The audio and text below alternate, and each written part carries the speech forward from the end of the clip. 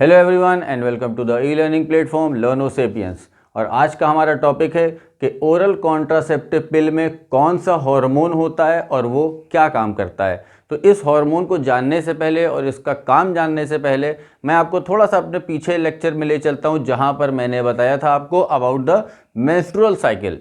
और इस menstrual cycle में मैंने आपको बताया था कि ओव्यूलेशन के बाद, अगर आपने मेरा लेक्चर देखा हो मेंस्ट्रुअल साइकिल पर, तो आपको याद होगा कि मैंने बताया था कि luteinising hormone from the pituitary से जो ल्यूटेनाइजिंग हार्मोन होता है ये क्या कराता है, ओव्यूलेशन कराता है। और ओव्यूलेशन के बाद इस ग्राफियन फॉलिकल के जो बचे हुए सेल्स हैं वो बनाते हैं कॉर्पस लूटियम।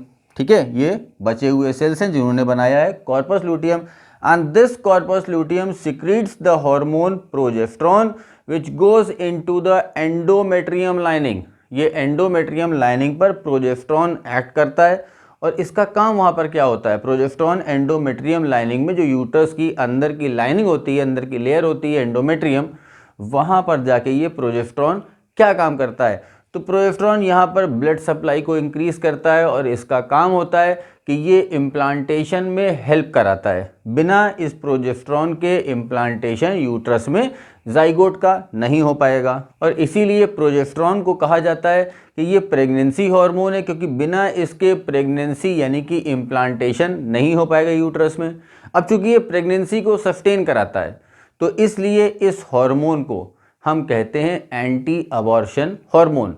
ठीक है, एंटी अबॉर्शन का मतलब कि ये प्रेगनेंसी चूंकि सस्टेन करा रहा है, प्रेगनेंसी को मेंटेन रखे हुए है, तो प्रेगनेंसी अगर मेंटेन्ड है दैट मीन्स अबॉर्शन नहीं होगा, इसलिए इसी हार्मोन को एंटी अबॉर्शन हार्मोन भी कहते हैं। तो ये तो प्रोजेस्टेरोन के वो फंक्शंस थे जो कि मैंने आपको मेंस्ट्रुअल साइकिल में बताए थे कि मेंस्ट्रुअल साइकिल में इस प्रोजेस्टेरोन का क्या रोल होता है। बट आज का जो हमारा टॉपिक है कि ओरल कॉन्ट्रासेप्टिव पिल यानी कि प्रेगनेंसी को रोकने वाली जो पिल्स आती हैं मार्केट में, उसमें कौन सा हार्मोन होता है और वो क्या करता है जिससे कि प्रेगनेंसी नहीं हो पाती है। और ये पूरा का पूरा टॉपिक प्रोजेस्टेरोन से रिलेटेड है, इसीलिए मैंने आपको ये टॉपिक शुरू करने से पहले प्रोजेस्टेरोन के जो मेन फंक्शंस थे यहाँ पर मेंस्ट्रुअल साइकिल में वो बता दिए।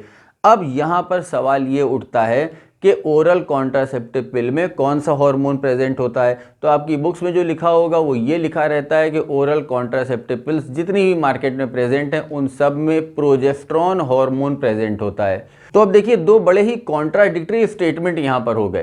पहला स्टेटमेंट मैंने आपको दिया कि प्रोजेस्टेरोन जो है उसका मेन काम है कि प्रेगनेंसी को मेंटेन रखना, इसीलिए इसको प्रेगनेंसी हार्मोन कहते हैं। ये हार्मोन अबॉर्शन नहीं होने देता, इसलिए इसको एंटी अबॉर्शन हार्मोन कह रहे हैं। और दूसरी तरफ मैं ये कह रहा हूँ कि जो ओरल कॉन्ट्रासेप्टिव पिल्स होती हैं उनमें प्रोजेस्टेरोन होता है।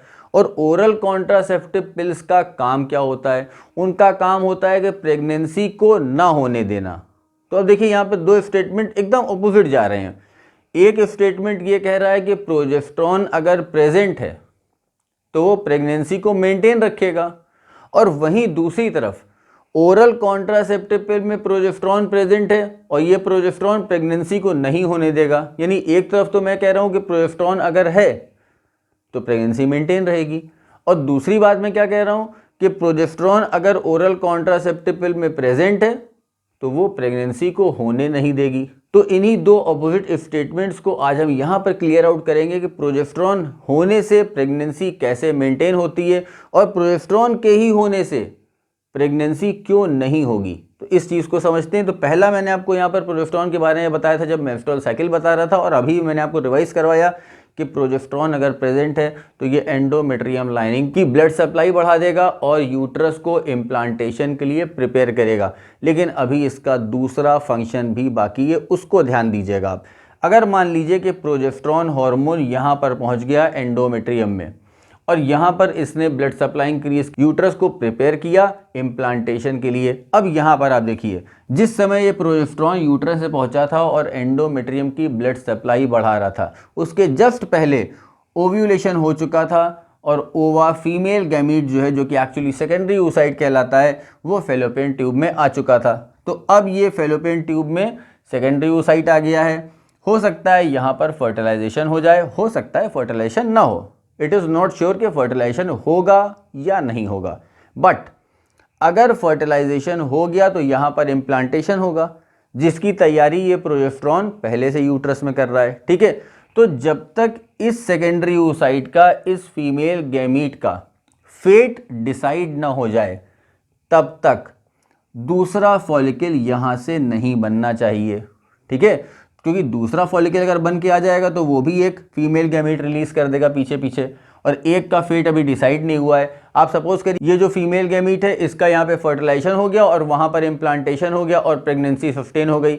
अब यहाँ पर आप सपोज करिए कि इम्प्लांटेशन हो चुका है और फीटस का डेवलपमेंट हो रहा है। अब अगर फीटस का यहाँ पर एक फीटस का ऑलरेडी डेवलपमेंट हो रहा है तो फिर दूसरा फॉलिकल बनने की क्या ज़रूरत है? दूसरा फॉलिकल तो नहीं बनेगा, उसको रोकना चाहिए। अब ये रोकेगा कौन? बस यही है मेन इंपॉर्टेंट पॉइंट आपके लिए कि इस फॉलिकल को यहाँ पर रोकना होगा जब तक ये वाले फीमेल गैमीट का फेट डिसाइड ना हो जाए कि इस फीमेल गैमीट के साथ क्या होने वाला है। ठीक है, तो अब इस प्रोजेस्टेरॉन का, अब आते हैं मेन पॉइंट पर। ये जो प्रोजेस्टेरॉन है इसका एक काम तो आपको मैंने मेंस्ट्रुअल साइकिल में बता दिया था। अब जो दूसरा मोस्ट इंपॉर्टेंट फंक्शन है, प्रोजेस्टेरॉन यहां से जो रिलीज हुआ था एंडोमेट्रियम में गया था और ब्लड सप्लाई इंक्रीज कराई थी। साथ ही साथ इस प्रोजेस्टेरॉन का काम है कि ये पिट्यूटरी में जाएगा और FSH की सप्लाई को ब्लॉक कर देगा। अब इस FSH की सप्लाई को बंद करने से क्या होगा?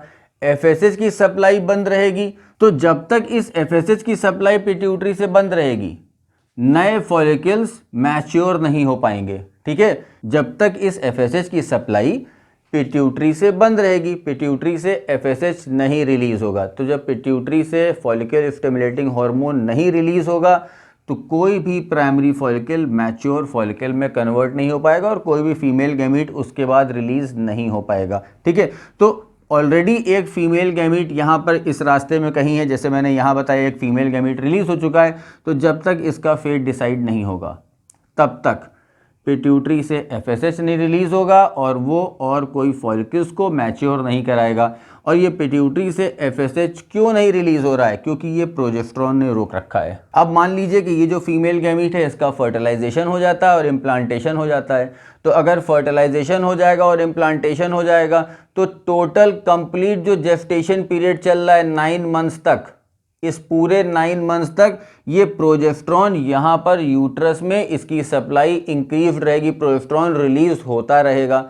और जब प्रोजेस्टेरॉन रिलीज होता रहेगा तो यूट्रस भी प्रिपेयर्ड रहेगा for the development of the foetus, for the development of embryo. और दूसरा, ये प्रोजेस्टेरॉन FSH को भी रोके रहेगा, यानी कि कंप्लीट जेस्टेशन पीरियड तक FSH रिलीज नहीं होगा और कोई दूसरी फॉलिकल फीमेल गैमीट में कन्वर्ट नहीं हो पाएगी, या ये कह लें कि कोई भी प्राइमरी फॉलिकल मैच्योर फॉलिकल में कन्वर्ट नहीं होने पाएगी। तो एज सच आप ये कह सकते हैं कि टोटल जेस्टेशन पीरियड जो चल रहा है, इस पूरे जेस्टेशन पीरियड में प्रोजेस्टेरॉन FSH को बंद करे रहेगा और as a result menstrual cycle इस जेस्टेशन पीरियड में नहीं चलेगी। अब मान लीजिए सेकेंड केस देख लेते हैं कि अगर फर्टिलाइजेशन नहीं हुआ तो अगर फर्टिलाइजेशन नहीं होगा तो ये फीमेल गैमीट यहाँ पहुँचेगा और पहुँचने के बाद यहाँ कुछ देर वेट करेगा और मैंने आपको जैसा मेंस्ट्रुअल साइकिल ने बताया था कि लगभग 14 डेज के बाद ये कॉर्पस लूटियम कॉर्पस एल्बिकन्स में कन्वर्ट हो जाएगा, चेंज हो जाएगा, डीजेनरेट हो जाएगा। तो जैसे ही ये कॉर्पस लूटियम कॉर्पस एल्बिकन्स में डीजेनरेट होगा प्रोजेस्टेरॉन की सप्लाई बंद हो जाएगी, और जब प्रोजेस्टेरॉन की सप्लाई बंद हो जाएगी तो ये भी बंद हो जाएगा, यानी प्रोजेस्टेरॉन यहाँ भी नहीं पहुँच पाएगा और FSH फिर से स्टार्ट हो जाएगा। तो एक नई मेंस्ट्रुअल साइकिल स्टार्ट हो जाएगी। तो अब जो मैंने आपको बताया कि ओरल कॉन्ट्रासेप्टिव पिल में प्रोजेस्टेरॉन प्रेजेंट होता है, तो ये प्रोजेस्टेरॉन एक्चुअली करता क्या है? ये जो प्रोजेस्टेरॉन होता है ये एक्चुअली FSH, जो प्रोजेस्टेरॉन का मैंने अभी फंक्शन बताया आपको, ये प्रोजेस्टेरॉन जो कि ओरल कॉन्ट्रासेप्टिव पिल में प्रेजेंट होता है FSH की सप्लाई को रोक देता है। और इतना तो आप समझ ही गए होंगे कि अगर FSH की सप्लाई रुक गई तो प्राइमरी फॉलिकल मैच्योर नहीं हो पाएंगी, फीमेल गैमीट नहीं बन पाएगा, और जब फीमेल गैमीट नहीं बन पाएगा तो फिर फर्टिलाइजेशन के और प्रेगनेंसी के चांसेस जीरो हो जाएंगे। तो अगर बॉडी में प्रोजेस्टेरॉन मेंस्ट्रुअल साइकिल के स्टार्टिंग से ही प्रेजेंट है, कि अगर मेंस्ट्रुअल साइकिल स्टार्ट हुई है वहीं से प्रोजेस्टेरॉन प्रेजेंट है, तो FSH बंद हो जाएगा, प्राइमरी फॉलिकल मैच्योर नहीं होगी, और जब मैच्योर नहीं होगी तो फीमेल गैमीट नहीं बनेगा, नो फर्टिलाइजेशन नो प्रेगनेंसी। हाँ, प्रोजेस्टेरॉन एक्चुअल काम कहाँ कर रहा है? प्रेगनेंसी में, ओव्यूलेशन के बाद। ठीक है।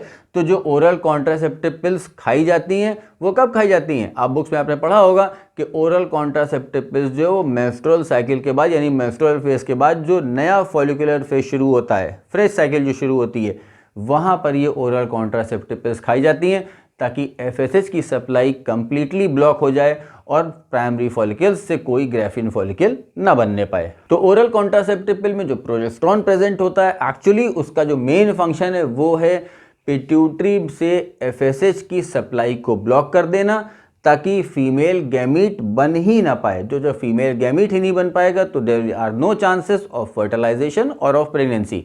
और इस प्रोजेस्टेरॉन का दूसरा फंक्शन, पहला फंक्शन तो ये मैंने बताया आपको ओरल कॉन्ट्रासेप्टिव पिल में होता है कि एफएसएच को रोक देता है। अब दूसरा फंक्शन समझते हैं। ये जो प्रोजेस्टेरॉन होते हैं ये क्या करते हैं? देखिए यहाँ पे तो ये यूट्रस है, यूट्रस के बाद यहाँ पर होता है सर्विक्स और सर्विक्स के नीचे होता है वेजाइना। तो ये जो प्रोजेस्टेरॉन होता है ये सर्विक्स की वॉल को थिक कर देता है। ये प्रोजेस्टेरॉन का दूसरा फंक्शन है कि प्रोजेस्टेरॉन सर्विक्स की वॉल को थिक कर देता है और स्टिकी कर देता है। तो अब इस थिक होने से और स्टिकी होने से क्या मतलब है, ये किस तरह से एडवांटेजियस है कि प्रेगनेंसी नहीं होगी। एक्चुअली जो यहाँ पर सर्विक्स थिक हो गया है और स्टिकी हो गया है, इस वजह से जो स्पर्म्स आते हैं through the vagina into the cervix and then into the uterus, वो एक्चुअली क्या होता है, वेजाइना से जब पास होते हैं और सर्विक्स तक पहुँचते हैं तो सर्विक्स काफ़ी थिक हो चुकी होती है, रास्ता बहुत नैरो हो चुका होता है और यहाँ पर ये सर्विक्स स्टिकी भी हो जाती है। तो मोस्टली जो स्पर्म्स हैं वो यहीं पर फंस जाते हैं, यहीं पर ब्लॉक हो जाते हैं due to the sticky nature of the cervix. तो स्पर्म्स सारे यहीं पर फंस जाते हैं, मोस्टली, सारे नहीं, मोस्टली स्पर्म्स जो हैं वो लगभग यहीं पर फंस जाते हैं और उनकी डेथ हो जाती है। और जो थोड़े बहुत स्पर्म्स अगर मान लीजिए बच गए और वो यूट्रस से होते हुए फैलोपियन ट्यूब तक पहुँच भी गए, तो अगर पहुँच भी जाएंगे तो चूँकि एफएसएच की सप्लाई ब्लॉक है, तो एफएसएच की सप्लाई जब ब्लॉक है तो प्राइमरी फॉलिकल से ग्राफिन फॉलिकल नहीं बनेगा और ग्राफिन फॉलिकल नहीं बनेगा तो वहाँ से ओवा, सेकेंडरी oocyte वो भी नहीं रिलीज होगा। तो अगर स्पर्म कोई बच के यहाँ से सर्विक्स से आ भी गया है तो भी उसको यहाँ पर फैलोपियन ट्यूब में फीमेल गैमेट नहीं मिलेगा और ultimately there will be no fertilisation and no pregnancy. तो आई होप कि आपको ये टॉपिक समझ में आ गया होगा कि प्रोजेस्टेरॉन का क्या काम होता है ओरल कॉन्ट्रासेप्टिव पिल में, और प्रोजेस्टेरॉन जिस तरह से मेंस्ट्रुअल साइकिल में प्रेगनेंसी को सस्टेन करा सकता है, उसी तरह से अगर ये मेंस्ट्रुअल साइकिल की शुरुआत में ओरली एडमिनिस्टर किया जाए तो ये प्रेगनेंसी नहीं होने देगा। और ये प्रेगनेंसी किस तरह से नहीं होने देगा वो मैंने दो तरीके आपको बताए कि एफएसएच की सप्लाई को ब्लॉक कर देगा और यहाँ पे सर्विक्स को वो थिक कर देगा और स्टिकी कर देगा। So this was all for today's lecture. In my next lecture, I'll back with some more interesting topics. So stay tuned. Thank you.